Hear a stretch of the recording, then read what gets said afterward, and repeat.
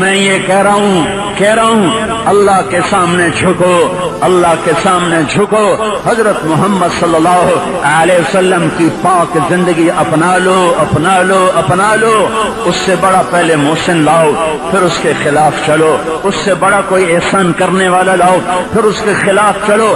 اس کی زندگی سے زیادہ روشن کوئی زندگی دکھاؤ، پھر اس کے خلاف چلو۔ اس سے بڑا ہمدرد، اس سے بڑا مہربان، اس سے بڑا رونے والا، اس سے بڑا آنسو بہانے والا، اس سے بڑا خیر خواہ، اس سے بڑا درد مند، اس سے بڑا تڑپنے والا، اس سے زیادہ رونے والا مجھے کوئی ماں دکھاؤ، کوئی باپ دکھاؤ، کوئی مفکر دکھاؤ، کوئی دانشور دکھاؤ، کوئی مسلح دکھاؤ، کوئی ہادی دکھاؤ، کوئی راہبر دکھاؤ جو ایسا روئے کہ آسمان والا آنسو پوچھنے کے لیے جبریل بھیجے ہیں، جو ایسا روئے کہ آسمان والا آنسو پوچھنے کے لیے فرشتے بھیجے، جو ایسا تڑپے کہ عرش کے فرشتے بھی روئیں، جو ایسا روئے کہ آسمان کے فرشتے بھی روئیں، جو ایسا روئے کہ اللہ تعالیٰ کو بھی پیار آئے اور قرآن اتارے اور یوں بار بار سنائے فلا تذهب نفسك عليهم حسرات، اور یوں کہے لعلك باخع نفسك الا يكونوا مؤمنين، لعلك باخع نفسك على آثارهم ان لم يؤمنوا بهذا الحديث اسفا۔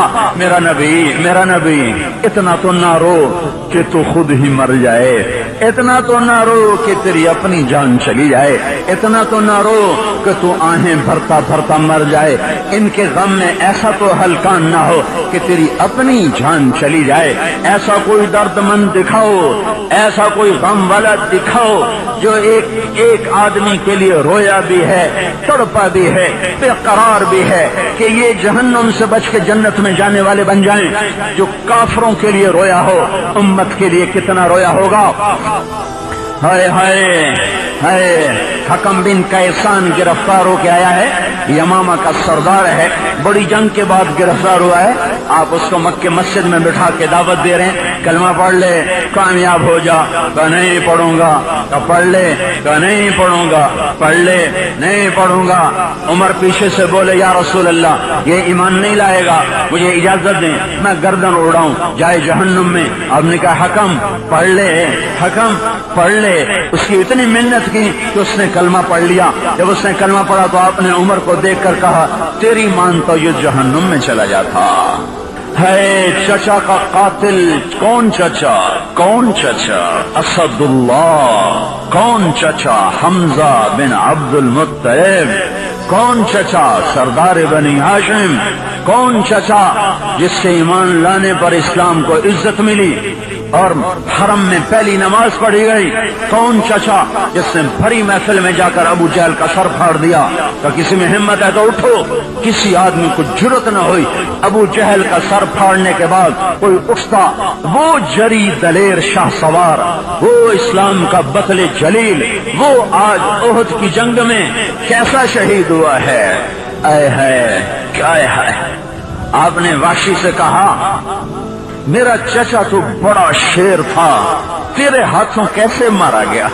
وہ کہنے لگا یا رسول اللہ حمزہ کو تو میں سوتے میں بھی وار اتنا اس کا روب تھا، مجھے تو یہ کہا گیا تھا علی حمزہ محمد صلی اللہ علیہ وسلم رضی اللہ عنہما ان میں سے کوئی ایک قتل کر دے آزاد۔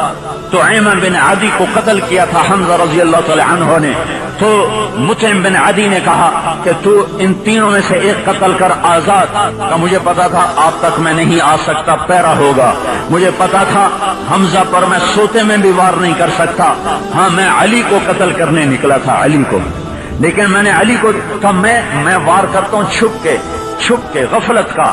میں نے دیکھا علی کو، اس پہ وار نہیں ہو سکتا تھا کیونکہ وہ چاروں طرف اس جیسے تلوار گھومتی تھی ویسے نظر گھومتی تھی، وہ غافل نہیں تھے، ان کی تلوار کے ساتھ ان کی نظر بھی گھومتی تھی۔ تو میں نے کہا اس پر بھی میرا وار نہیں چل سکتا، تو پھر میں حمزہ کی تلاش میں نکلا تو ان کو میں نے دیکھا، ان کے دونوں ہاتھوں میں تلواریں تھیں اور وہ چاروں طرف سے بے خبر ہو کر آگے بڑھتے جا رہے تھے اور گاجر مولی کی طرح قریش کو کاٹتے جا رہے تھے، اور کوئی ان کے قریب آتے ہوئے ہر آدمی گھبراتا تھا۔ تو میں نے دیکھا یہ دونوں طرف سے غافل ہیں، ان پہ میرا وار چل جائے گا، تو میں ایک پتھر کے پیچھے چھپ کے بیٹھ گیا۔ وہ بڑھتے آئے بڑھتے آئے بڑھتے آئے. ایک کافر کہہ رہا تھا انہیں باندھ باندھ کے مارو، انہیں باندھ باندھ کے مارو.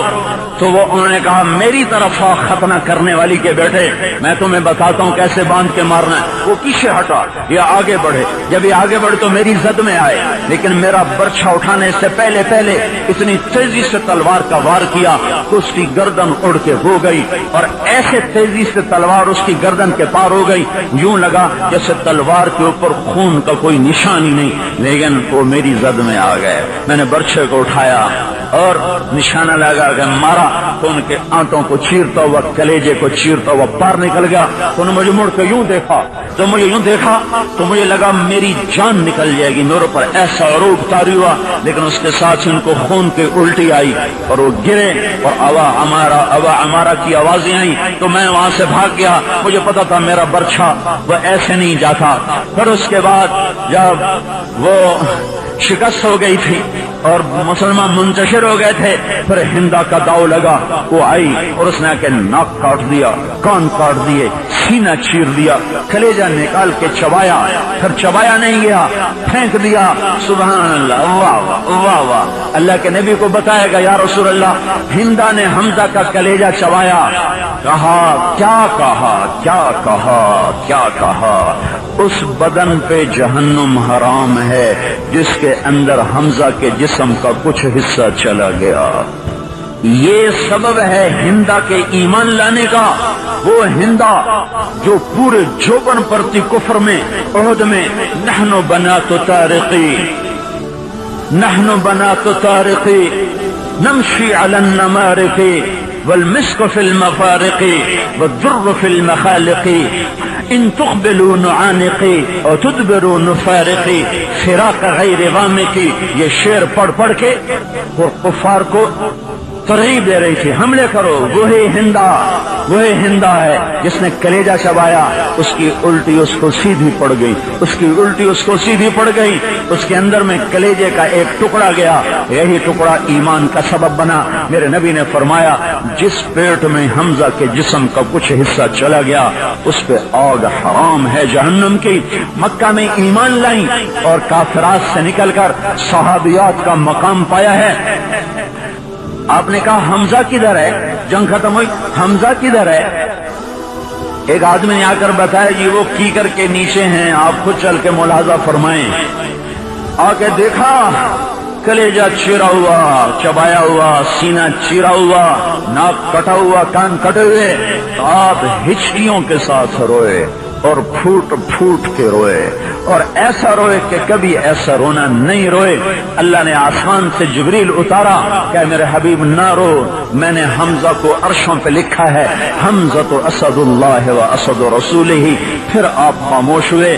پھر آپ نے حمزہ پہ 70 دفعہ جنازہ پڑھایا. 70 دفعہ جنازے آتے تھے، پڑھ کے اٹھا دیے جاتے تھے.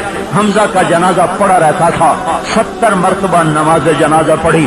اور پھر جب مدینے میں تشریف لائے تو آل ہاشم تو تھے نہیں، آل رسول تو مہاجر بن کے مدینے میں نہیں آئے تھے. حمزہ تھے، علی تھے، عقیل تھے، بس سارا خاندان تو مکے میں تھا. جب آپ مدینے میں پہنچے تو گھر گھر سے گلیوں میں سے رونے کی آوازیں آئیں.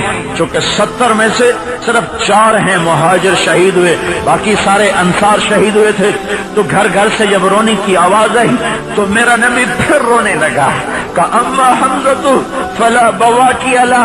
آج سب کے رونے والے موجود ہیں، میرے چچا پہ رونے والا ہی میرے چچا پہ رونے والا ہی کوئی نہیں ہے. یہ بات جب سعد بن عبادہ نے سنی تو انہوں نے انصار کی عورتوں کو جمع فرمایا کہ جاؤ جا کے اللہ کے نبی کے در پہ بیٹھ کے آنسو بہاؤ. تو پورا مجمع ابھی نوحہ ابھی حرام نہیں ہوا تھا.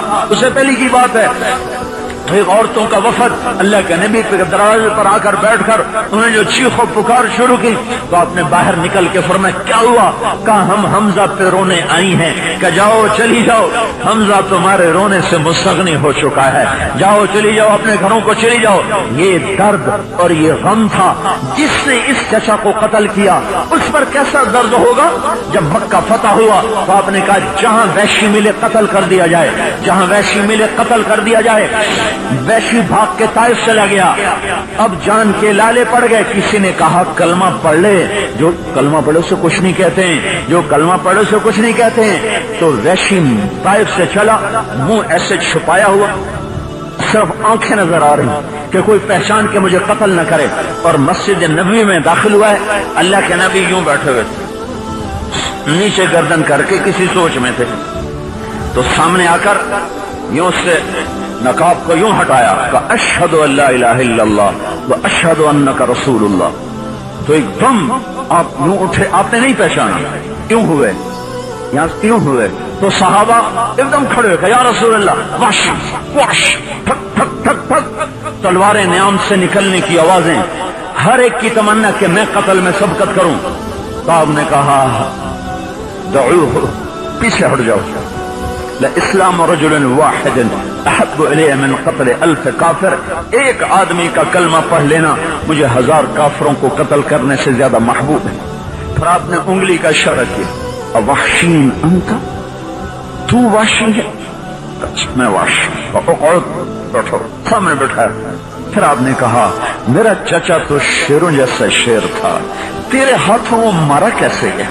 फिर उसने ये सारा किस्सा सुनाया। जब ये किस्सा सुना, 7 साल हो चुके हैं वाक़े को, 7 साल, तो आपकी आंखों में फिर आंसू रवां हो गए, फिर आपकी दाढ़ी आंसुओं से तर हो गई। फिर आपने कहा वहक गय्यब अन्नी वजहक, वैसी मेरे सामने न बैठा कर, मेरे चचा का गम ताजा हो जाता है। मेरे सामने न बैठा कर, जिसको देखना भी गवारा न था उसको भी जन्नत का वारिस बना दिया। ये वो नबी है, ये वो रसूल है जिसने पत्थर खाए, दुआ दी, जिसने दुख झेले।